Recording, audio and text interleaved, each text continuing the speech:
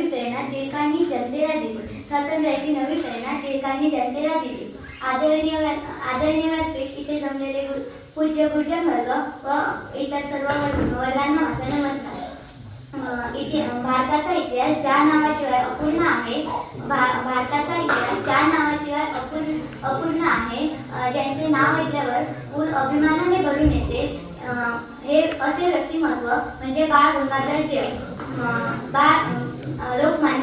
लोकमान्य टिळक रत्नागिरी जिल्ह्यातील चिखली गावात 23 जुलै 1856 रोजी एक तेजस्वी सूर्य जन्माला आला. या तेजस्वी सूर्याच्या प्रखर तेजाने अन्यायाचा काळोख चिरला. हा तेजस्वी सूर्य म्हणजे बाळ गंगाधर टिळक. टिळक लहानपणापासून अतिशय हुशार व कुशाग्र बुद्धीचे होते.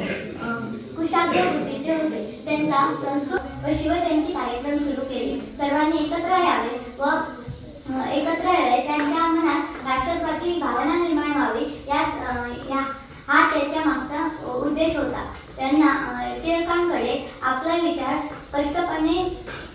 स्पष्टपणे सांगण्याची ताकद होती. त्यांच्या लेखणीचा हा ग्रंथ लिहिला.